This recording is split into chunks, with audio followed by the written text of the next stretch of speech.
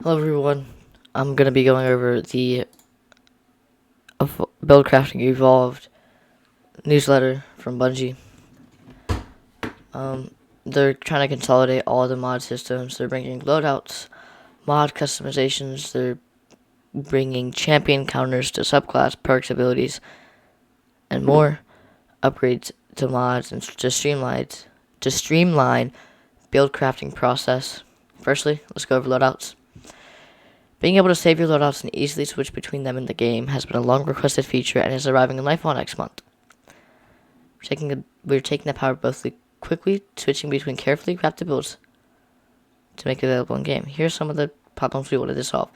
Quick swap entire sets of gear without numerous trips to the vault or having to open a second screen. Decrease time between play sessions caused by needing to rebuild a loadout. Create ways to label loadouts for quick identification. So you can see there's this user has a raid custom loadout with the disparity, tripwire canary, and retrofit escapade weapons, and has some Warmind avatar armor with mods on them. You can see a warlock with 3 loadouts created of the 6 slots they have unlocked. You will be able to unlock all 10 slots to the new Guardian ranks system. Each loadout label has an assortment of colors and icons to choose from, including Crucible, Raids, Trials, Gambit, damage types, and more. As you can see there, 1801, so I believe that's going to be a power level we're going to be able to reach on Lightfall Day 1. Mod customization. There'll be new ball game of sorts with mods. Things will be different. Blank slate. Here's what they're doing. Here's what they wanted to solve. Cut down on time of mod management. Remove limitations, giving players more understandable ways to earn mods. Remove the need to wait for 801 to sell specific mods you need. Iconic, because now you have to wait for a shader you want. Retune mods to give players more forward expression, while also tampering down on areas of power creep. Our new mod customization screen is going to make creating your mods and builds much easier, as you'll be able to see all your currently applied mods and how they are affecting your stats in one screen. So I just want to note something. In the bottom right, I believe that's going to be the seasonal artifact next season. Looks cool.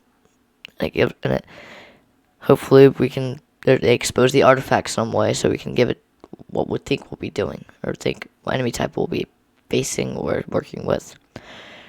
You can also, there's a tab at the top, you can also switch to your weapon. It's just like the weapon screen. You'll be able to masterwork, change mods and perks, and infuse. Let's talk about earning mods. They were unlocked in a variety of ways, now there's going to be one. All mods will be unlocked by achieving Guardian rank 6. Most people who have spent some time in the game will start out at rank 6 and instantly have all mods ready to go out of the gate. New players will have to unlock mods as they climb through the rank. Look for more info on Guardian ranks soon. Let's go back up here.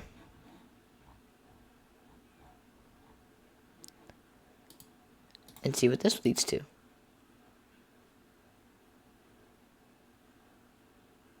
This. Destiny 2 Showcase. Okay. Go back down. Mod energy types are being removed. Hell yeah. Let's go. Eliminating the needs for 4 different versions of a given armor piece. That was bogus. We're also converting the combat style mod socket into an additional mod socket for your armor slot. Helmet, gauntlet, chest, boots, class. Artifacts mods are also being translated into unlockable perks. So you know how you can't really put mods on your arms because you have unstoppable grenade launcher, another champion counter weapon, and your +2 to stats, or +2 to stats. Yeah, that's being taken out. It's not just gonna be a perk, but now you're only gonna be able to have 12 perks active, which is a good trade-off because you don't need to have mod energy used. Match game is also being removed. That is crazy. that is the best change I've ever really seen for this. Alright. And I want to cover, well, after I read this, using volatile rounds will pierce the barrier. Strand and radiant, volatile and radiant give you barrier. Jolt, suppressing, and slowing stun the overload.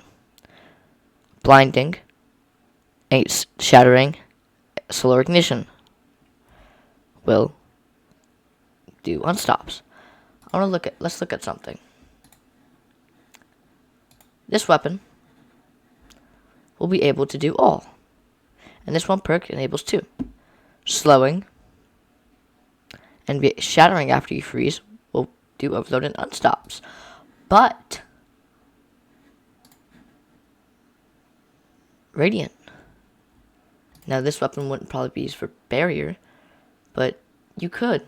And then let's say you have another weapon that's overload. Boom. So what I think it will be is when you're at Radiant, all your weapons are being applied with the anti-barrier buff or anti-barrier thing, which could mean that if I have overload SMG on, overload pulse, or something like that, I can't use overload for it. So is this weapon. Anything with chill clip, mainly these 2 fusions, are gonna be amazing. Alright, let's go back. Armor charge mods.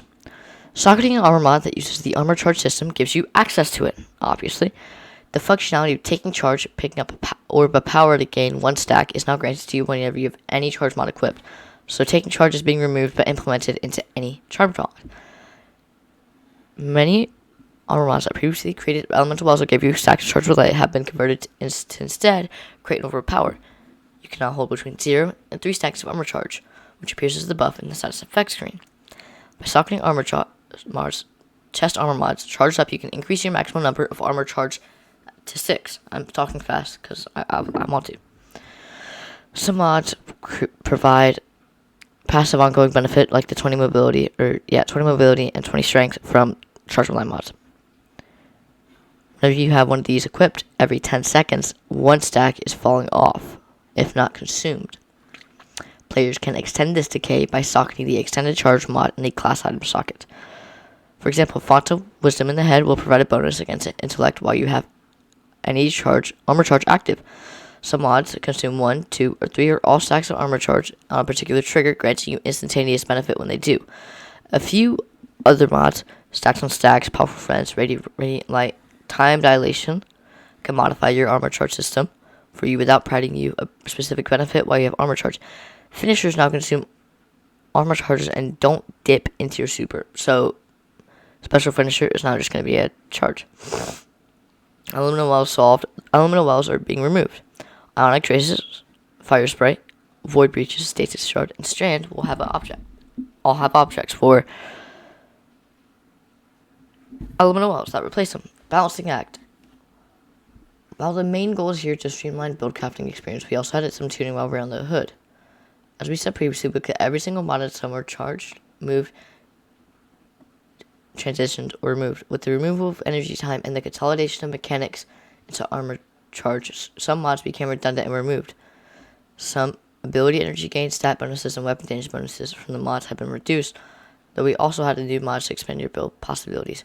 Not all previous mods are going to be able to recreate it 1-to-1, but the system has been changed to open new possibilities with mods and ability combinations. Example of mods that aren't going along for the ride of Warmind cells, RIP, and this is why, I'm going to pause, this is why they made every single mod available, to be able to use them in their current state, and we already knew Warmind cells were being changed or removed when they kind of hinted at it in the tweet. These are a relic of different time and have already been nerfed in the past. They had a good run, but these mods will be deprecated and no longer available starting at Season 20 to make way for new options to consider when crafting your preferred combat style. So Bungie really just made this weapon just a weapon. This sniper, shotgun, and hand cannon are basically redundant and should not be used. unless you have a good build with them. This should just be, it's a good SMG, it should be used. Looking ahead, we covered a lot. I know there are going to be a lot of questions with so many changes on the horizon. We'll have more to say on this, along with the plethora of other exciting changes coming alongside Lightfall's release next month. With a system like this, the best way to fully understand it is to get your hands on it and start tinkering. They're basically saying, we can't tell you exactly what you're going to experience. You got to do it yourself. They're just not being douchey. It's just saying that, like, it's too complicated for them to put it in words. It's got to be through experiences. As with everything involved with supporting Destiny 2, this evolution is not an endpoint. We have plans to continue tuning and improving this system, and we'll be adding new build crafting elements to fill power gaps we didn't have a chance to get to with this release. We're so excited to see what you build with this new toolbox and look forward to see on the new build shared out. So basically what you're going to want to do is dim loadouts. This one out. I'm sorry, but no. Just changing this real quick. Okay. You're mainly going to want to have like your general weapons. Like I have this. This will, linears will probably get taken out of my loadout. I just have some like this. These four.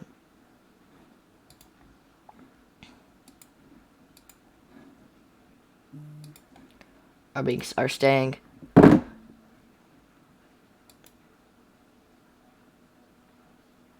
So yeah, this is very good. Very good changes for the game, and I really want to see the game flourish from this. So yeah, that's the mod system being changed in Lightfall. Have a good one.